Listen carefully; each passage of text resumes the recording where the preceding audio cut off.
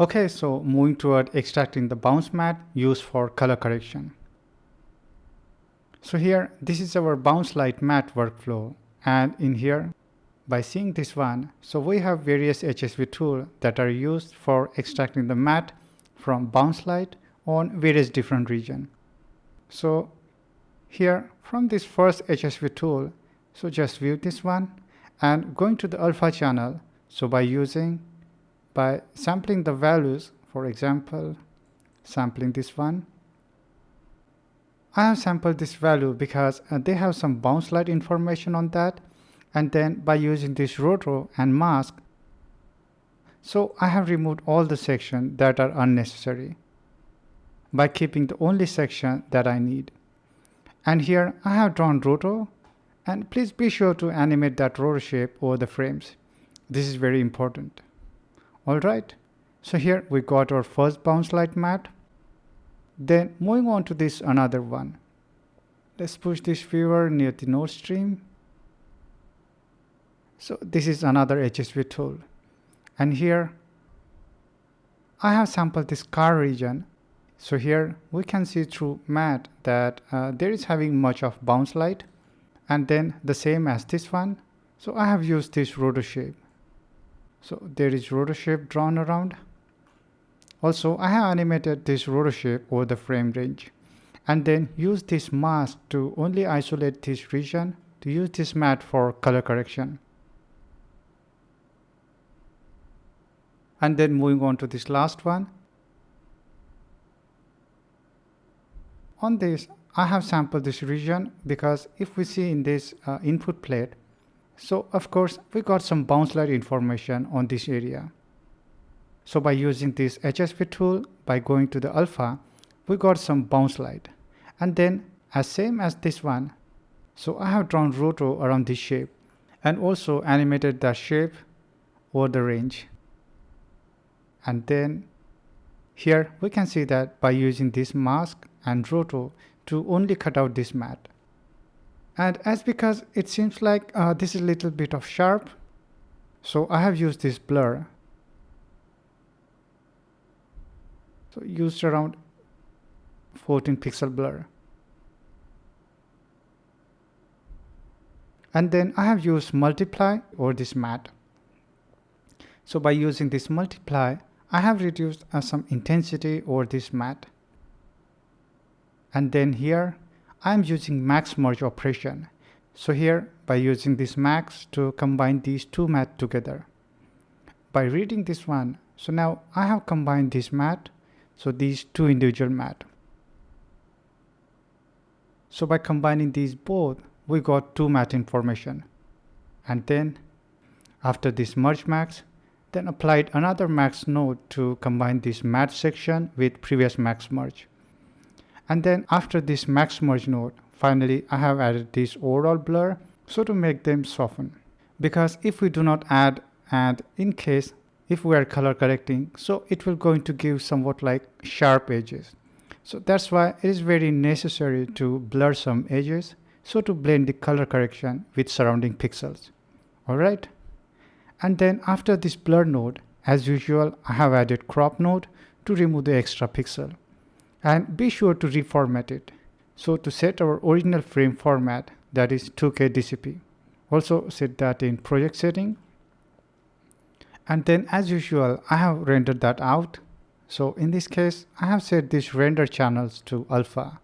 Because in this case, we only need our alpha channel right now. So this is our rendered output. And then use this switch node by putting this value as 1, because we are reading from this pre-render and not from this setup. And it seems like they're having some blur operation. So by selecting this switch value as 0, so it will process very slow to read from this matte stream. So that's why I'm reading from this render output. And here, so this way I have extracted matte based on this bounce light information. Using all-time favorite over this hue saturation value, that is HSV tool. Now the matte is ready to use as a mask input to later use it for color correction.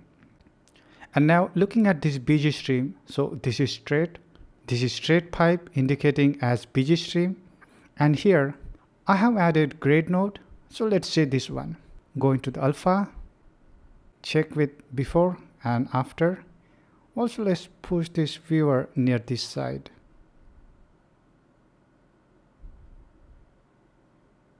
So this was before, and now let's view this one. So here we can see that the blue tint bounce color is now converted into red one. In here, so in this grade node, I have done slight minimum color correction. So in here, I have used gain, so to increase slight red color and replace that previous blue. So this is actually creating some warm color, and as opposed, if we go in upward, so it is creating some cool effect. Alright, and now let's see it again, before and after. So this was before, and now this one after.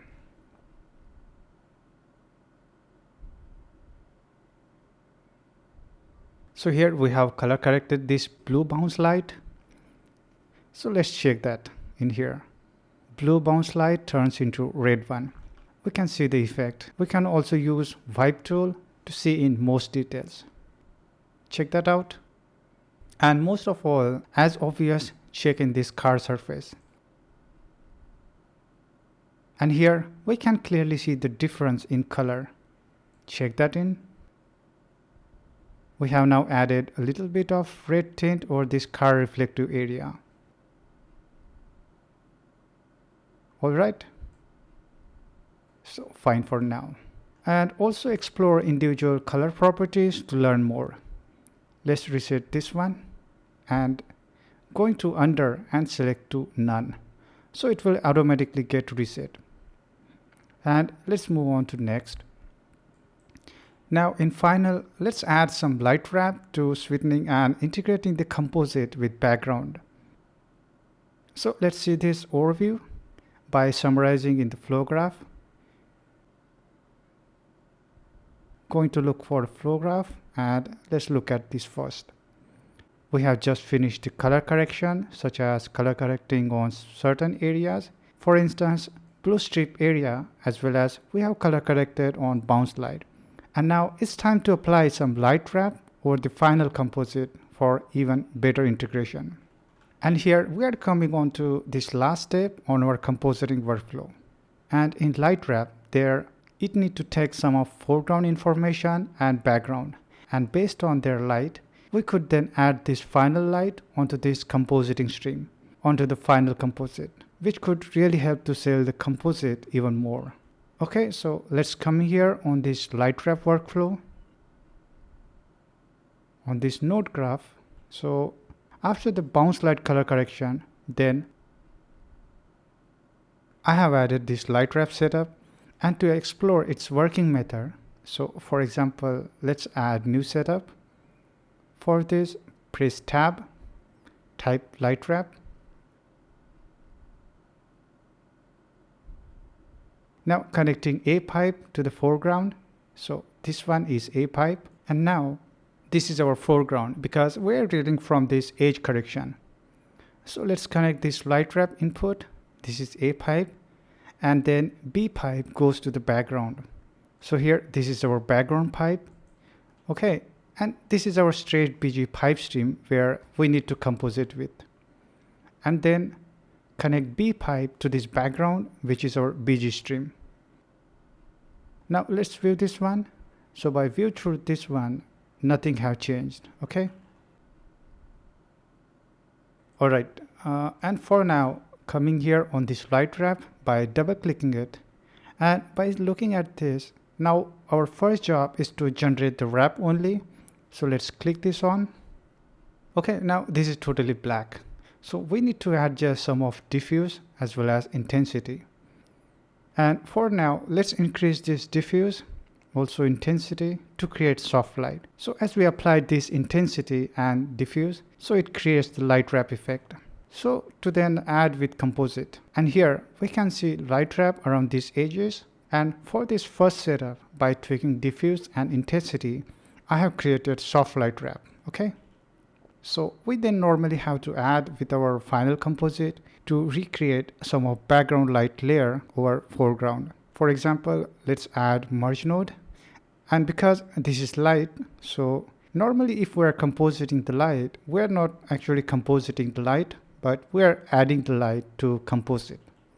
So for that, instead of using this OR operation on merge, we will use plus operation, or sometimes the screen. But normally for adding lights, we usually use plus operation. All right. Okay, now let's connecting this merge node. So this one and this B pipe to this BG stream. Okay. Now let's view this one. So as we connected to plus, let's first check before and after. Here we can see that this is light wrap applied around foreground edges. And the BG light is now falling onto our foreground area. Of course, this light wrap is looking extreme, and we can tweak some values. So going on this merge node properties and going on to this mix slider, we can of course reduce some effect. So to apply soft effect first, and we will then performing hard effect. And in this case, let's just view this output. So before and after, and we can see some very slight effect around the edges. Applied soft light wrap to allow new BG spilling into foreground edges. Now coming on to this light wrap. So here I have taken this first light wrap. So I have connected to this A input to this pre-multiplied one. And then B. So B pipe is directly connected BG string. Let's delete this. Now coming on here. So in this case of soft light wrapping, I have applied some setting and values to this diffuse and intensity. And this is actually the soft light wrap, where a light wrap blurred BG light and spills onto the foreground edges. So in here, first I have enabled this to generate wrap only, and then adjusted these both to the last range to turn this first into soft light wrap, the same as in term of soft matte. In here, I have pushed these both values near the end. Also push the intensity values near the last range. So this is actually set between the same range. And we don't have to much deal on this remaining function, because we normally add this level of adjustment. And then of course we will do our most of the work in plus operation. All right. So let's move on to next step and check that after this first light wrap, so we get this light information. And because this is light, so we have used merge operation, that is plus. And now by using this plus, so let's see the effect. Okay. And here, this is very slight effect. We can see in very minimum around the edges. Because in here, I have reduced some amount. So in mix slider, I have reduced to 0.05, which is very slight effect. So this is for this first light wrap. And then coming on to the second light wrap. So this is actually a copy paste of this first. But instead of using this very soft light wrap, so in here I have created this core light wrap. And on this, instead of pushing this diffuse and intensity value near the end, but on here I have pushed this value near the initial start. So before applying, as usual, I have enabled this. And then I have adjusted some values. So in diffuse, in this first, and then in intensity, this value will go near the diffuse range. Now as looking at this side, so we have the core light wrap, and the same as that one, because this is actually the light we're adding on to the BG stream or compositing stream. That's why we have used this merge and then this plus operation. So this is very necessary. We can of course use a screen, but this is totally depend on some classic situation. Screen is applied when there is some sort of slight interactive light needs to be added, which have very less amount of intensity as compared to we do on plus. But in this case, we're adding plus because light directly falls onto the foreground edge surface. So the same as previous one, I have actually applied very little value in mix, because in default it is set to 1, which makes light wrap very extreme and high expose onto the scene. That's why I have tweaked some values. Now let's see before and after. So here we can see the effect. Let's compare soft light wrap and core light wrap. And this is actually applied around the edges. So we can see the effect only around edge, very slight amount of light wrap. Looking over another region, not much effect. Also on this side, no effect at all. And this is because this light wrap only takes the edges that are pre-multiplied and exposed to background high exposed light, such as this upper side. Okay, so this way we have just finished our light wrap, and after that be sure to rename them both, because it will going to get easier to follow along what is soft light wrap and what is the core light wrap. So in this note tab I have noted down as soft matte, and for this I have noted down as core.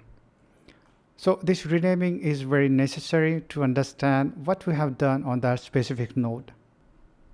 And you should try to put name to later understand its specific working. So this is all about the light wrap node and its working structure.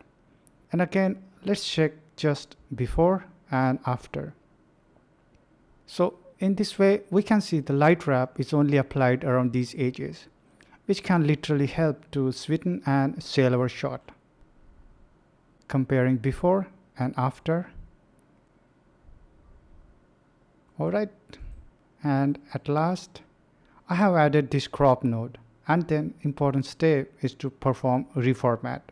So this is very necessary to reformat to remove some extra pixels if there are any. Let's view our project setting by pressing S hotkey. And here the full size format is 2K DCP. And by doing reformat, so this is actually the same. So 2048, 2048 and 1080. Let's close this properties tab. So actually by doing reformat, it allows to set this same format as we saw in project setting. Okay, so that is all. This is the end of our comp as well as the workflow. So in here, in the first one, I have rendered this out as EXR format. So we always have to render this out as EXR format, which have lossless algorithm. On this one, by noted down as EXR. Then in this file type, so there are various file types such as Cineon, DPX, a 10-bit log file format, EXR.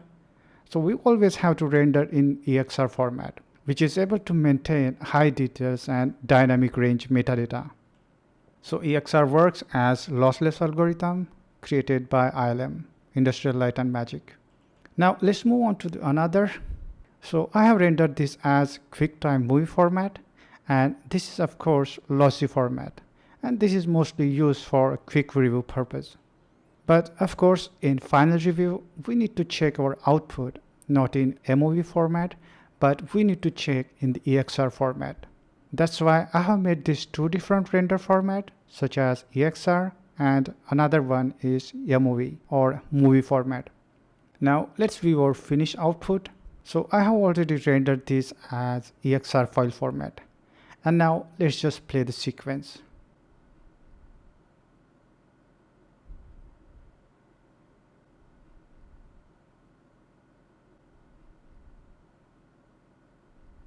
Okay, so this is our final output. And now it's time to review our final comp with input plate. So moving on.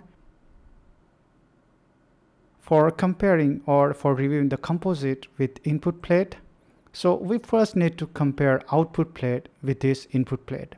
In short, output plate is also referred as O plate. So connecting viewer's pipe to both plates, and let's just toggle between these two.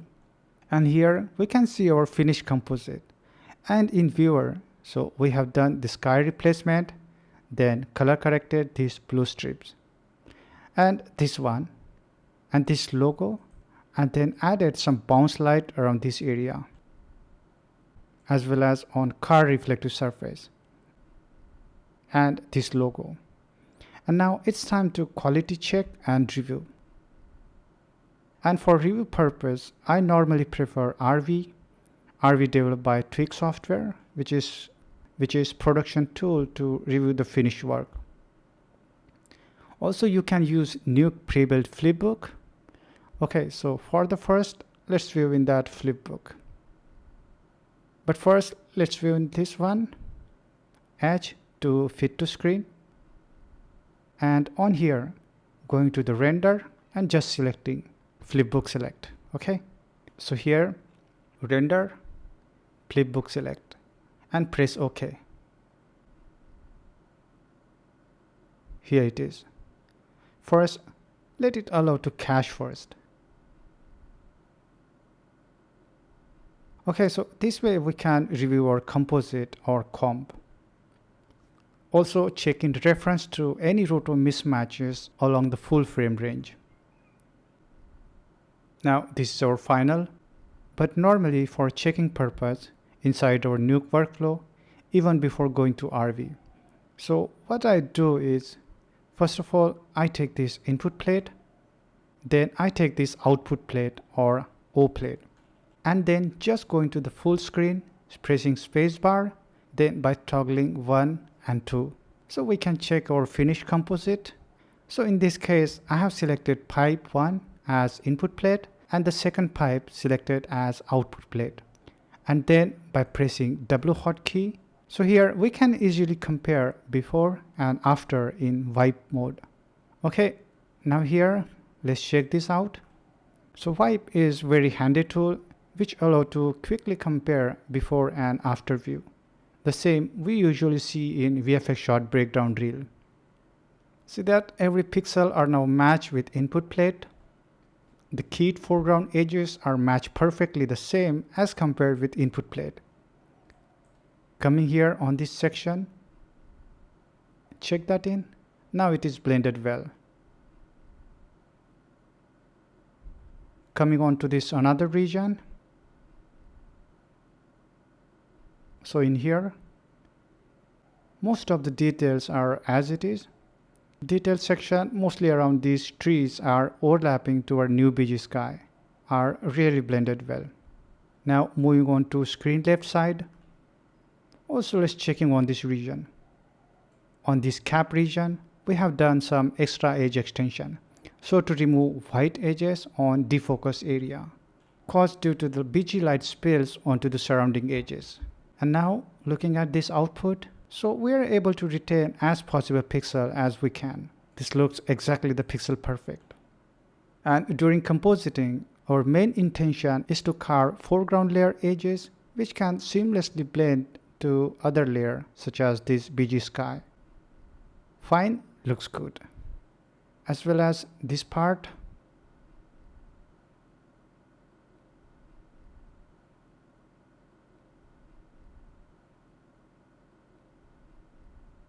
Also on this section, I have color corrected this original blue strip into red one. And then in final, I have applied some color correction, mostly bounce light over this reflective car surface. So this type of quality work needs to be done for reviewing the finished compositing work. Always do an honest self-quality check prior to review from leads, supervisor, or client side. And for this case, so please follow along with the flow graph. This is our starting project. That's why I have provided this flow graph to follow along with each and every step to be done with using Nuke nodes and node tree. So flow graph helps and track us to better grasp and to better understand what process we are working. Here, every process and every operation I have noted down. So this is all for this lecture, and in next session, we will move toward our second project. Currently, we have just finished our project 1. And next, we will move toward next project, that is project 2. So I hope you have understood the concepts and core strategy behind art and science of digital compositing. And in next session, we will meet on another one. So till then, take care and bye.